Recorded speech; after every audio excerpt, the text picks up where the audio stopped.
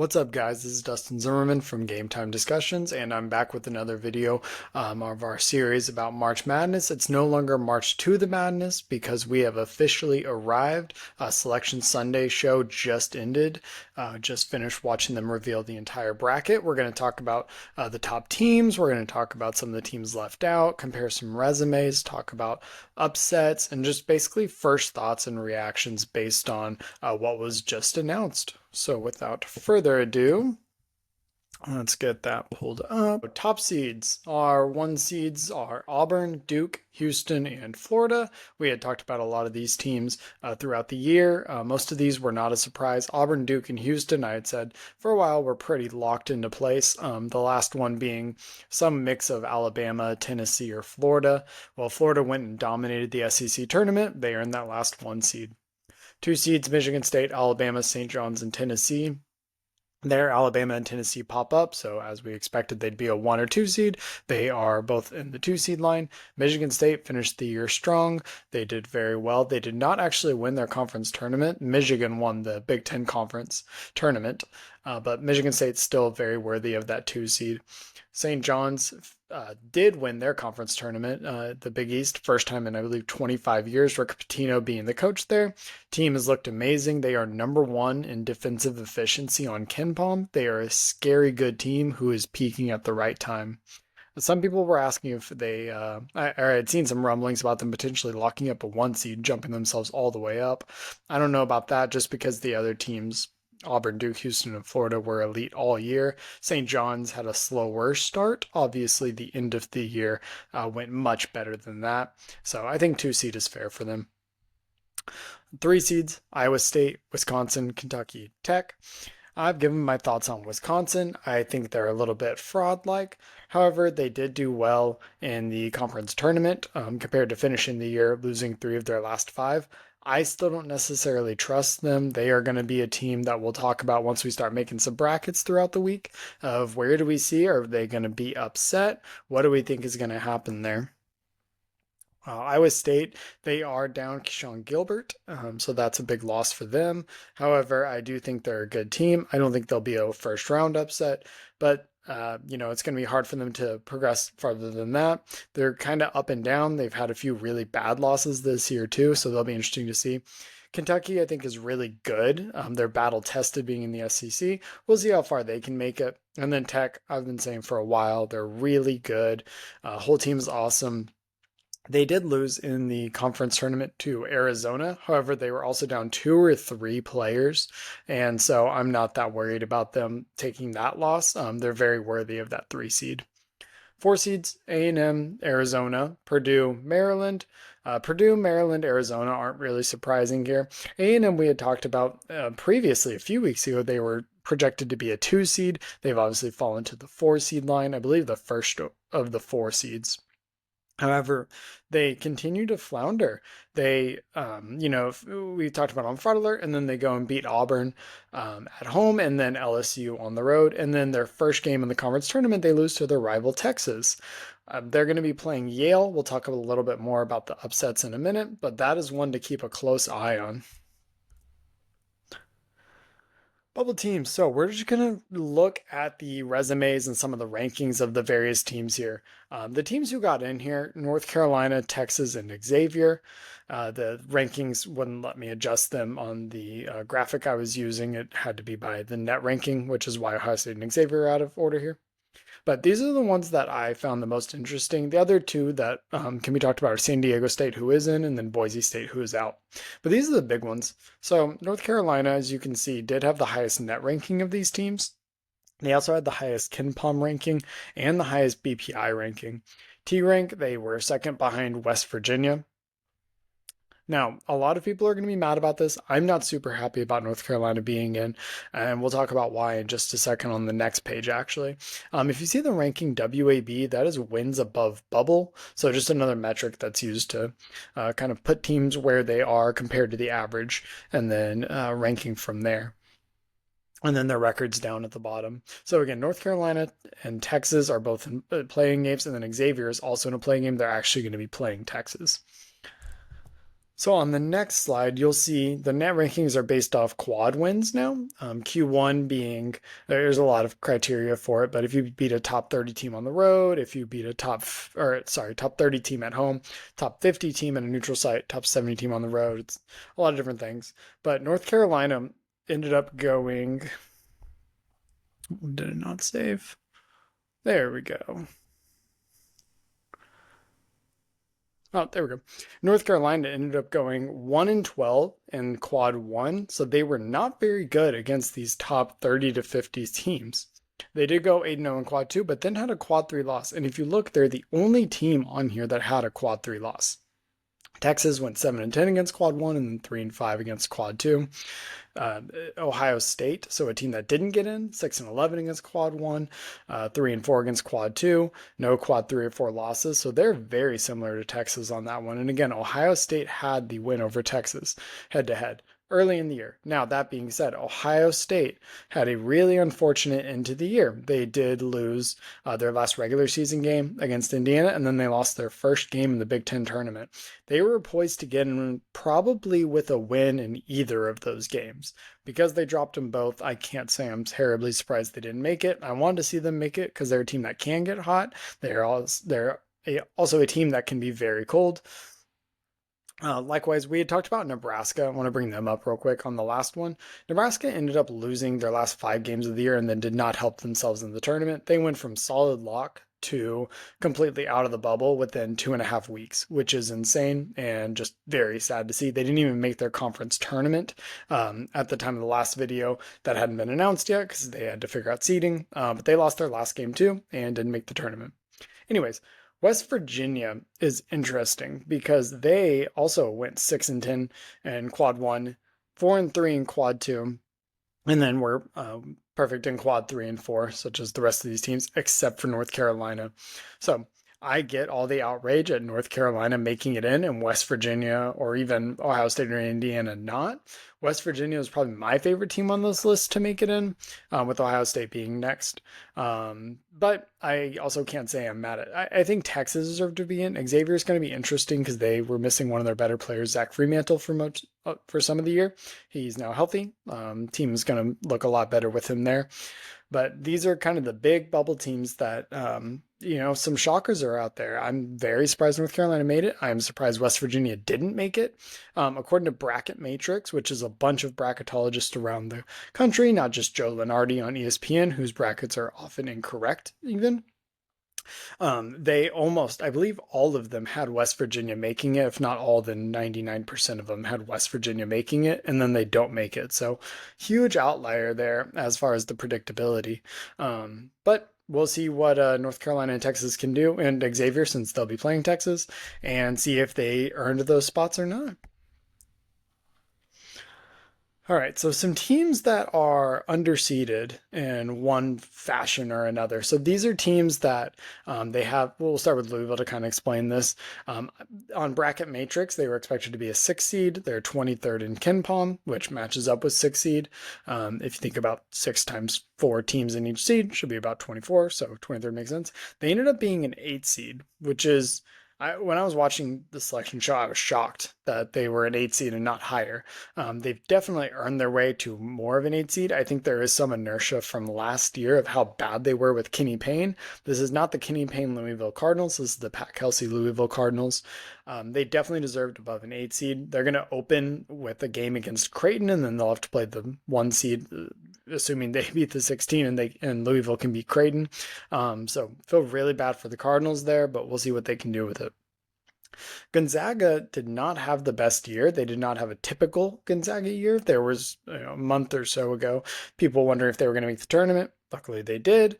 They ended up winning their conference tournament. They beat St. Mary's. They were an expected 7 seed. They're actually an 8 seed, but they are also 9th overall in KenPom, which lines up with like a 2 or 3 seed. So that's going to be a really interesting one to see how that all plays out. Their first game is going to be against Georgia. Missouri, they're 6 seed. They are 15th in KenPom though, so this lines up more with a 3 or 4 seed. They're an interesting team as well. They can score a lot. They can play good defense. They've also had a huge turnaround, so very similar to Louisville. Shout out to their coach Dennis Gates for pulling that off. We'll see what they can do in the next, but in the tournament. But as we all know, these 6-11 games are often huge areas for upsets. VCU, we had a commenter on the last video whose alma mater was VCU, and they were afraid VCU wasn't going to make the tournament. VCU won their conference championship, the tournament. So shout out to them. They were able to make it. We're luckily going to be able to see VCU. I'm a big fan of VCU. Saw them in person when they made their Cinderella run. What was that, in 2010, 2011? They're an 11 seed. They're 30th overall in KenPom. So this is a team not to balk at. They are very good. They're going to score the ball. They're going to play good defense. They are going to put up a fight. And then our last one on here, BYU. They're a 6 seed. They're 14th in Bart Torvik. If you don't know, this is another well-known metric system. In fact, on Selection Sunday on the CBS show, they talked about how they use the Bart Torvik, what's called the T rank. That is the metric they call it, or the name for the metric. They use that as part of their ranking and determination process if a team was going to make the tournament. So again, 14th lines up more with like a 3-4 seed. They're a 6 seed. Very interesting to see how that plays out. Overseeded team. So big one to talk about, and actually the only one we really have right now before I dive more into the brackets, Memphis. Led by Penny Hardaway at coach. They have Tyrese Hunter at point guard, who is hurt right now and may not even make or be able to play in the tournament. They did win their conference championship. They were expected on bracket matrix to be an 8 seed. Their actual seed is a 5 seed. And they were 50th in the net, 51st in KenPom. Their BPI is 46. It's just very surprising that this team would be able to be a 5 seed. I don't necessarily agree with it. They're going to be playing Colorado State first, which is going to be a really fun game. Because Colorado State did end up winning their conference championship, and they have looked really good. For reference, for KenPom, Colorado State is 42nd, so they're actually a higher KenPom team than Memphis is. So this is going to be a super fun game. Colorado State is also 47th in the net, so they're actually ranked higher than Memphis on two of actually the top two on this graphic of the big ranking systems. So very fun. Just for fun, let's get the T rank actually. So Memphis is 60. Colorado State is, where'd it go? 38th.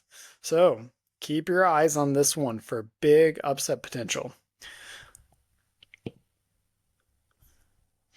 All right, so some potential upsets. These are not games that I'm absolutely saying there's going to be an upset in. These are games that I'm keeping a very close eye on and going to dive more into the analytics and metrics on all of these. Yale over A&M, kind of teased at this one a little bit earlier. A&M's been on fraud alert for a while now. Yale did win the Ivy League.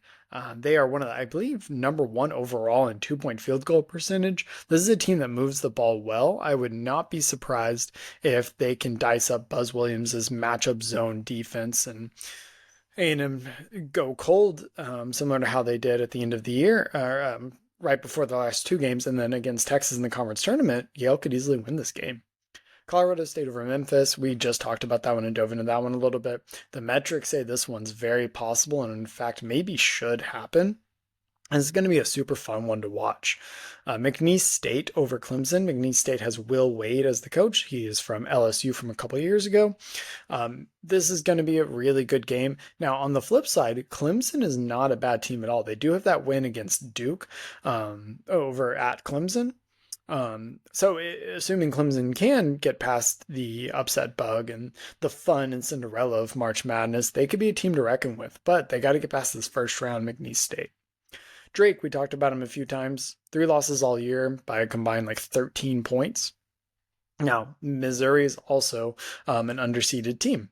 So this is going to be an interesting one. I think this will be a close game all the way throughout. I'm going to dive more into the analytics on this one. Vanderbilt over St. Mary's. This one's are only 10-7 at the moment. And again, I just quickly went through based on what I saw on Selection Sunday. We're going to dive a lot more into these throughout the week. But Vanderbilt has wins over top teams throughout the year. St. Mary's does not have near as many big wins or resume building wins. No, St. Mary's very much deserve to be in the tournament. I don't even mind them being the 7th seed. But I do think that Vanderbilt can win this one. This one I have a little bit more confidence in than the rest. Next, this one is going to be hard to watch because I wish these teams weren't playing each other because they're both underseeded. VCU against BYU. It feels like VCU can make the Cinderella run again with how good they are this year, except they're known about this time. Again, if you're 30th in KenPom, people have been watching, you've made the metrics enjoy you. I think VCU does take it over BYU. I'll jump into it more as we start making our brackets, though. And then the last one, Liberty and Oregon. So this one, I don't think very many people necessarily noticed as, hey, this is a possibility. Oregon's KenPom rank is 31st. Liberty's is 62nd. They're not that far apart. Kind of similar to our Drake Missouri game, except Oregon is much lower than Missouri is on KenPom. Liberty is very similar to Drake on that one. I think this could be a very fun game. Oregon did have a really hot start to the year, I believe starting 9-0 or 10-0, and then did not really live up to it as much. Now, Oregon's a very good team. I think they'll be fine, but this is one I'm going to keep a close eye on and dive into. A lot of these smaller, lesser known teams, their big thing is they work really hard and they go on streaks. They get hot. So it's going to be interesting to see. I want to see their shooting stats and their pace and see what they can do against an Oregon team with the higher recruits and stars. All right, and then my personal favorite from each region right now. So from the South, I actually like Michigan State the most. I do. Auburn's end of the year just did not make me think they're peaking right now. Now, you could say, oh, well, we've seen teams, in the year poorly and then go on and win it all, such as Kentucky when they went, 38-1, the Anthony Davis year, where their only loss was the SEC Conference Championship. And then people go, oh, see, they can be beat, and then they go and win the whole thing. Auburn lost at A&M and then lost to Alabama at home, and then loses to Tennessee in the conference tournament, and then Tennessee loses the conference championship. I know Auburn's the number one overall seed. I don't mind that. I don't like how they ended the year, though. I right now would take Michigan State out of that region. From the East, Duke, if they are healthy. If Cooper Flag is playing, Malachi comes back, or Malik comes back from his shoulder injury, then I like Duke out of the East. But theirs really depends on health. Now, Alabama's also in that region. I will still take Duke over Alabama, assuming health here. That is going to be the big one. We'll have to see what comes out, the injury reports from there. From the Midwest, I want Houston. Houston's so good. They are just unbelievable on both offense and defense. One thing that really matters once you get to the tournament is age, and they've got seniors. They've got juniors and seniors that can lead that team. Plus, Kelvin Sampson is a for sure Hall of Fame coach. Houston absolutely has earned this spot. I see them making the Final Four right now on my preliminary look. From the West, St. John's.